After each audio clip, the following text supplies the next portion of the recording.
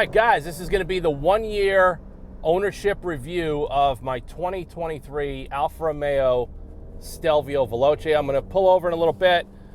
Got about 12,000 miles in the vehicle so far. Use it pretty much daily. We lug around a lot of stuff, and we go in it's now second winter. And I'll talk to you guys about the improvements, some of the maintenance, some of the glitches that have happened, which were very, very minor. And overall, I'm still going to discuss and emphasize, like I'll show you guys here, we're doing a little drive, the handling and, of course, the value, because there's not a lot of cars out there in this segment that could give you the value that this thing does. Even though, granted, I'm not a huge fan of the 2.0 liter motor based on, you know, the laggy throttle response and all of that. But overall, for a daily driver and for the value, what you're really going to get out of this car is the style. You got a really good size for storage. And of course, you have the handling. The handling is just what sets this thing apart from almost everything else in the category, from like BMW, Mercedes, Lexus.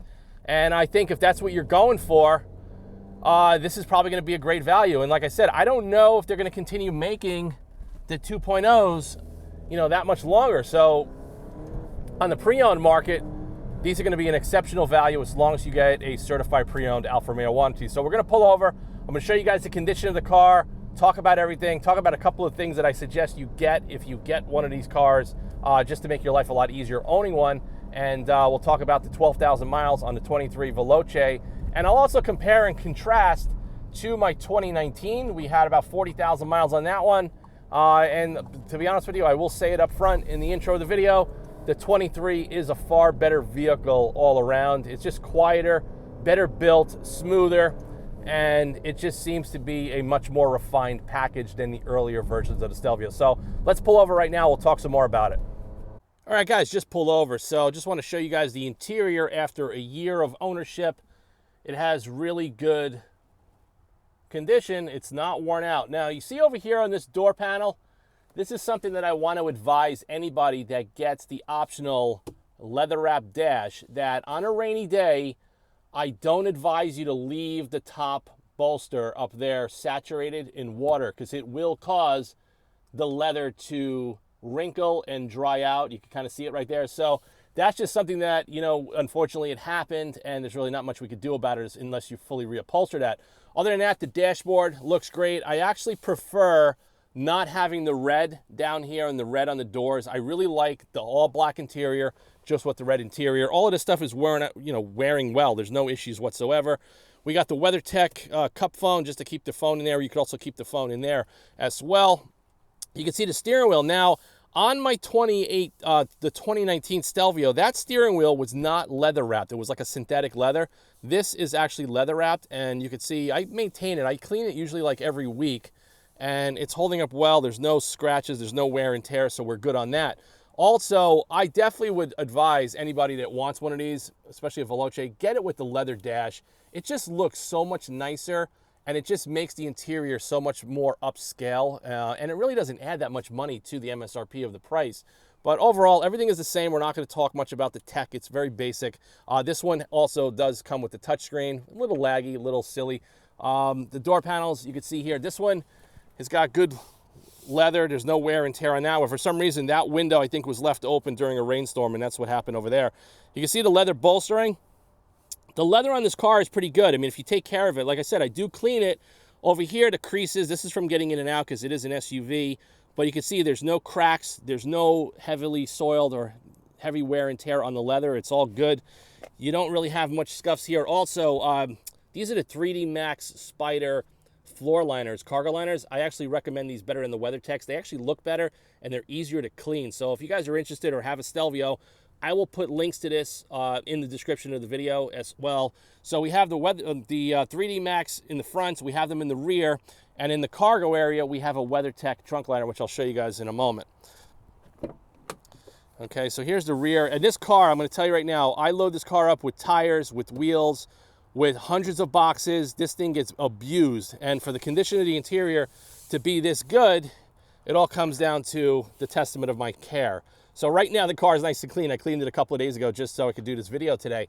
But you can see here, there's no issues, there's no scuffs. We carry a lot of passengers in here. We throw the in-laws dog and all of that. But other than that, it's great. Also, like I said, these are the liners. They just fit really well, and you got a little bit right there, that so if somebody was to sit in the middle, it doesn't damage the hump area. But overall, the interior, it looks like brand new. There's no complaints right there whatsoever. Now, a couple of things I'll discuss. This was probably going to be the last white vehicle I ever own in my life. I'm going to tell you right now.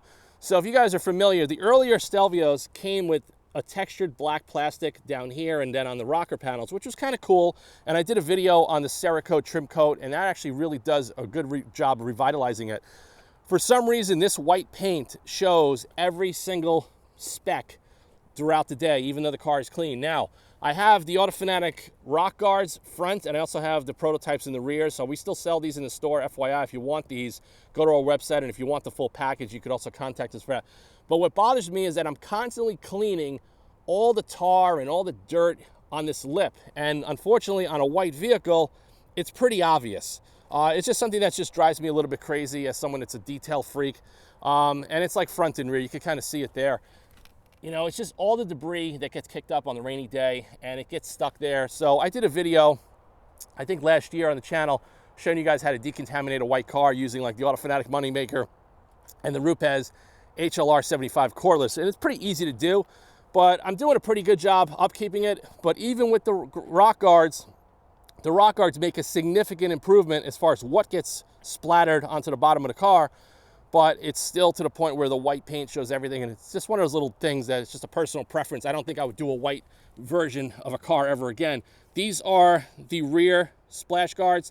Now, without these, and I did some testing, you get all mud and dirt kicked up all along here, and some of it gets really hard to remove. So this makes a huge improvement, and the cool thing about it when I designed them is that they reused the factory hardware. So there's no drilling, there's no tape, there's no glue.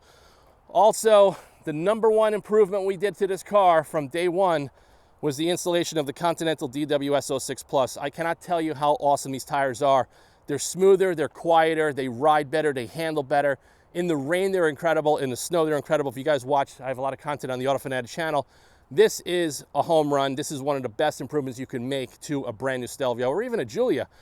Great tire all around. There's no issues with them whatsoever. So I rotated them twice in 12,000 miles. And I did 2 oil changes on the car, and I also put a Sprint filter in the factory airbox, and I did a set of Bosch wiper blades. That's all I've done on the car in terms of maintenance, besides washing it and maintaining it and all of that. You guys could see here, the brake rotors are in great shape. There's no corrosion, no rust. We're using the Autofanatic wheel cleaning foam. That's one of the safest systems you're gonna use, where it's not gonna corrode and destroy all the rotors. Also, the brake calipers on my 2019, those faded and got pretty defective, and I think that part of that was because I was doing a lot of testing on other products on that car, and I think the testing used some harsh chemicals, and it caused that to oxidize. But these are pretty good. That's all we're cleaning this with, is the Autofanatic wheel cleaning foam. Now, another thing too, when you're drying the vehicle, these VELOCE badges, especially right here, it's extremely sharp, and it's gonna probably catch your towel. So FYI, when you're drying the car, I blow dry it, and then I go with a small detail towel around here, but you're still gonna grab it, and it's still gonna possibly fray your towels. So just to let you guys know, that's just something to look into. Now, when I bought the car came with PPF on the front bumper, because the front bumper on my 19 got destroyed. So I highly recommend, if you plan on owning the car and you really want to maintain it, get the PPF for the front bumper. Now, the guys that did this didn't do such a great job. You can see the seam here, there's dirt, but like I said, I didn't make a big stink about it because that's the way the car got delivered, and I didn't want the car to be trashed because of the highways that this thing gets driven on. I had the guys that do my PPF, they also did some expel on the headlights, because my 2019 also had a lot of stone chips after 4 years on the headlights. So this is just preventative maintenance. I think we have maybe one small chip on the hood. I didn't do the hood. I didn't PPF the hood because honestly, it's white. If this was to get destroyed under any reasons, I could just have it easily repainted, and it's not going to cost me too much money. But I wanted to protect the headlamps, and I wanted to protect the bumper, because the bumper, these grills, when you repaint them, these are plastic welded in. So a lot of body shops, they're gonna tape around it, and I don't really like that. I like the fact that if you pull this bumper apart, you got a plastic weld it back in, and a lot of shops are not gonna do that, and they're gonna do a subpar job. So just to prevent from this becoming a nightmare long-term, I decided to get the car with the PPF immediately on the bumper, and then afterwards, about 2 weeks in, we did the headlights as well. We didn't do the windshield. That's just a little iffy because the materials seem to have some issues with warranting and all of that and scratching. But overall, You can see all the bugs. They just cling to this thing like crazy. But the paint is holding up great. There's no issues. It still looks good. The wheels, you can see, I actually love these wheels a lot better than the TI Sport wheels that we had on the 2019. I think it's a beautiful wheel, super easy to clean. It's got the nice machined accents. And like I said, you can see them here. This is after a year. They look like new. There's no issues. The wheel weights aren't rusted out. The suspension is all clean. There's no issues like that. But like I said, I maintain the car because I'm a fanatic, and you guys know that. So this is just more of that debris that just drives me absolutely insane. That's the biggest thing about this thing that bothers me, is the white monochromatic and how it kicks up and shows all the dirt, especially when you're driving in the rain. And we had a lot of rain the last couple of weeks, and it just makes it a little bit more difficult to maintain. But overall, the car is awesome. I still don't think you're going to get a better value, a better looking, or better handling SUV for the money.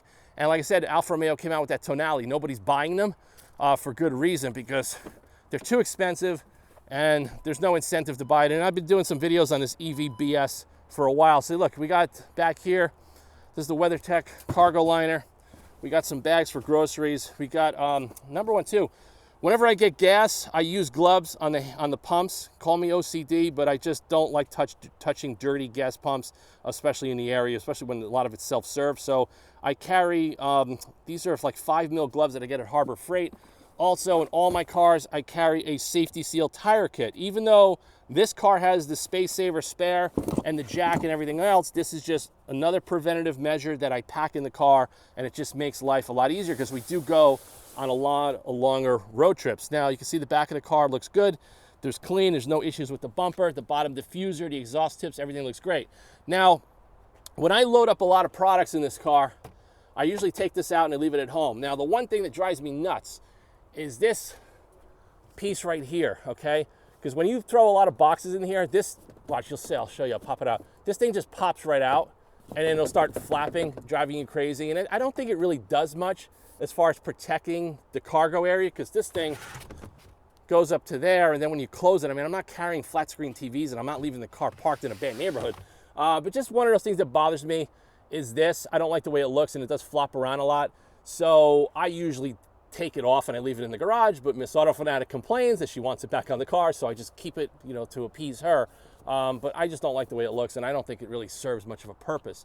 Back here, we got some scuffs in the plastic. This is, like I said, because I use this car for work, and we load a lot of boxes, a lot of packages. So this plastic is holding up really well after a year. We got a bad scuff there, but if you needed to, you could buy one of these used on eBay, or you could buy it from a dealer. Probably cost you $300 if that really made a difference. We got the soft close hatch, which is definitely a bonus. Another thing too, I think I may have discussed this on my 2019.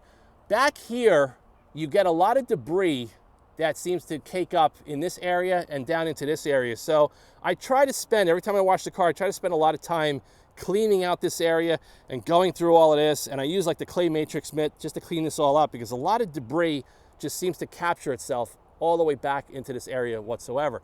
We'll close that, we'll go back into the car, and I'll show you some more stuff. All right, guys, next portion of the video, I'm sure people are gonna wanna know what has gone wrong and what has broken in the 12 months of owning the Stelvio. So I'm gonna show you guys something really quick. All right, guys, so there's the engine bay after a year, and I don't do the best job cleaning it, but it still does drive me nuts that there is no dipstick for the oil. So we're gonna talk about things that I've done. So all I did is I replaced the OEM air filter with a Sprint filter. I've cleaned it out 3 times. I did do some cleaning over here in the year, like I said, you know, with the Auto Fanatic wheel cleaner, and I power pressure washed and kept it clean. But like I said, I drive the car daily, so I don't go too crazy with it. So there's something I want to talk about. I don't know if you guys that own these 2.0s have these noise issues. I actually videotaped it on my phone last week when I started up. It seems to do it mostly in the cold, that when you start the car up in the morning and you gradually hit the throttle, you just hear like a resonance noise coming like right behind the instrument cluster. Now,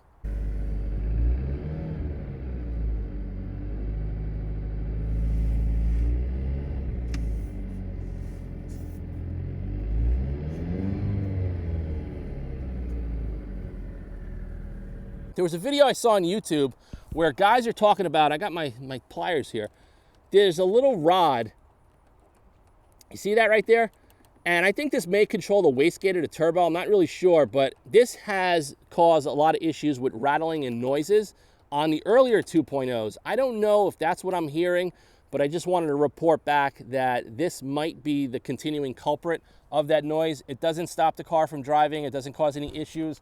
No problems whatsoever. It's just a little bit of an annoyance resonance. I thought it was coming from the pulleys. I thought it was coming from the tensioner, but it possibly could be coming from that arm resonating when you start the car up when it's cold. So I just wanted to kind of emphasize that in this video, as far as this section of the video, as far as what has gone wrong. So that's not really something that's gone wrong. That's just something that's just annoying me. So we'll talk here. Now the car threw a check engine light one time. Now here's what happened. I went to a local gas station and it caused this vehicle to get a check engine light. It caused my BMW M3 and my Mercedes AMG to all throw a check engine light. Then I came to the conclusion there was something contaminated in that fuel at that fuel station we no longer go. Now, when the car goes into limp mode, you can't really drive it. It kind of sucks, and we're not going to go to the dealer because there's not a lot of dealers around anymore. So I'm just going to let you guys know, if you guys own an Alfa Romeo Giulia or Stelvio, I'm going to put a link to this Autel auto link scanner as well. So all you got to do is plug it in, OBD, over there, turn the ignition on, go through it, and clear out the codes. Now, even though the newer models of the Alfa have a gateway that prevents a lot of onboard diagnostics to fully read the car, this is going to allow you to clear and erase the codes and put the car back to normal. That's all that really matters. That's all that's going to get you out of a jam is what you want. So FYI, we carry the safety seal kit in the back, we carry rubber gloves, and we carry this Autel AutoLink OBD scanner just in case something wants to have a hiccup. Now, another thing too, my 23 Giulia, the battery just failed a couple of weeks ago. And I don't know, surprised it actually failed on that, but this one gets used a little bit more than the Giulia. The Giulia sits a lot. So if you guys are familiar with the start-stop function down here, if you're driving your Giulia or Stelvio and you notice that the start-stop function is not activated, whether it's for one day, whether it's for a week, I'm going to tell you there's a 99% probability that your battery is low and bad. The factory Varta batteries are garbage. So the battery, I actually did a video on my 2019 of doing the Interstate. It's an MTX 49 Group H8 battery. Same for the Giulias. Go to Costco, go to your local auto parts store if you can get an Interstate battery. Do yourself a favor as a preventative maintenance. If you start noticing that the start-stop, because we don't have a proper voltage meter in this car through like the gauges, so the only real way to do it is just by common sense. If this starts acting up, then you're going to know that your battery is low, okay, FYI. And doing a battery is like a 15-minute job. Don't go to the dealer because the dealer is not going to warranty the battery. They're going to waste your time charging a bad battery, and it's going to continuously go low. Now, maybe you guys have it in the garage. You can put a battery tender on it. That'll probably help. But if this vehicle, like ours, is kept outside and we use it all year round, we don't have that opportunity to plug this into a battery tender and leave the battery tender exposed to the elements. So that's why, so far, this battery's holding up well. Maybe it'll last us another year, maybe 2 years. I don't really know. But as soon as this starts acting up, I'm just going to do my preventative maintenance and replace the battery myself. Now, I did a video on the AutoFanatic channel a couple years ago about replacing the HVAC cabin filter. Now, after 12 months of owning this car, it's getting a little bit of a musty smell, and I am procrastinating on doing it because it's a very painful job to be on your back upside down, twisted under the dash to get these bolts out, to get the flap to get the filter out.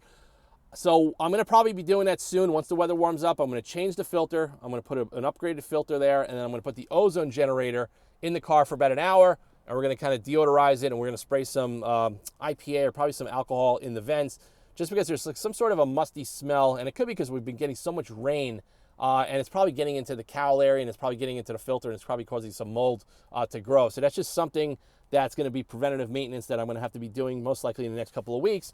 But other than that, the car's been bulletproof. I love it. I don't love the fact on the newer models, the car starts in N mode. Now, the reason I tell you this, we'll start it up right here. So the reason I don't like this is when you're doing like a U-turn or you're trying to go onto the left or right lane and you're in N mode and there's oncoming traffic, depending on how fast you are, when you hit the throttle, this puts a major delay on getting this car out of the way safely. I just don't like it. Yes, it probably saves gas mileage and all of that, But for me, I tend to always, when I get into the vehicle, I switch it to D, always, just for the faster, snappier throttle response. I still don't love the engine itself, but it is what it is. And like I said, it's an exceptional value. The car's reliable. We don't have, like I said, we don't have local dealers anymore like we used to. And we had a recall. I don't know what it was for. I think it was like an emissions-related recall. And we ended up calling Alfa Romeo, and there's no local dealer anymore. So we ended up having to bring it to a Jeep Chrysler dealer. And I was a little paranoid about them screwing the car up, but we just dropped it off one morning. We waited 2 hours. They plugged it in. It was like an OBD software flash. Everything's been fine. There's no issues. Another thing that I would say glitches out on this car, doesn't really concern me, is the over-the-air updates. It'll show up on the screen to like do this, all these over-the-air updates.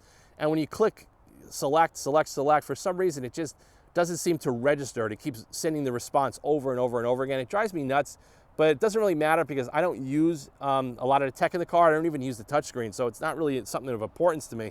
But I just want to report back.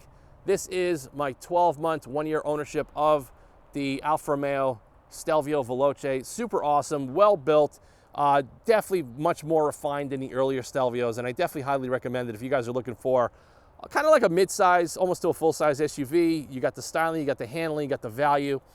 Good fuel economy, rides well, and I think they're not going to be making these much longer. So I think if you guys are looking at like a GLE, a Lexus, or any of those vehicles, you definitely should put this on your radar. But definitely consider, if you're concerned about the reliability, buy a scanner just to keep it in the car. If you're not a DIY guy, then definitely check to see if you have a good dealer network where you live, because we don't have one right now. So if this car breaks, it's gonna have to go to New Jersey or Connecticut. But to be honest with you, I'm not really concerned. The car's been bulletproof. We use it daily. There hasn't been any issues except that one time we had bad fuel and it went into limp mode. I pulled off the gas station, I flashed it, cleared it out, and we were good to go. And it happened to actually every single one of my cars because I filled them up all in that same weekend. So thanks for watching this video. Stay tuned for more content. If anybody's got questions on the Stelvios or the Giulias or the Veloce in general, just please comment below. You can also contact me through the Auto Fanatic website. Also, FYI, if anybody's got the Stelvio, we still make the front rock guards. And if anybody's interested in the rear rock guards, if we have some interest, after I post this video, send me a message. Maybe I could, sell you a set as well. These are all handmade. I don't mass produce this stuff. It's all made in my shop in New York. And like I said, that's pretty much it. I'm going to get back in. I'm going to enjoy it.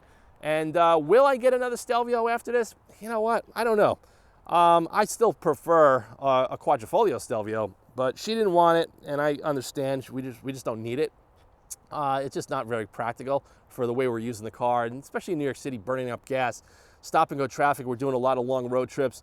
The quadrifoglio, yeah, would be fun just to have, but I just don't need it. I don't need two of them. But I don't know what we're going to do after this one because they're not making anything. They're making all these hybrids and EVs, and I'm just not a fan of the EVs. I'm just not going in that direction.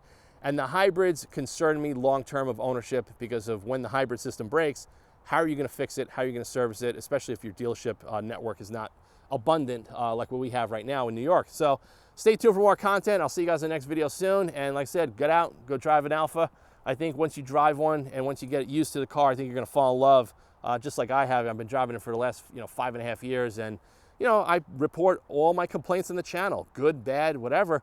And like I said, keep an eye on it. And if anybody's got that noise coming from over here, post in the comments below. I want to just know if anybody's brought it to the dealer, if they've done any remedies or fixes. I'm just scared for them to start taking this motor apart. They're probably going to break something. These mechanics that work at these dealerships, they're not very, very well skilled, and they cause more problems than I need right now in my life. So thanks for watching. I'll see you guys in the next one soon.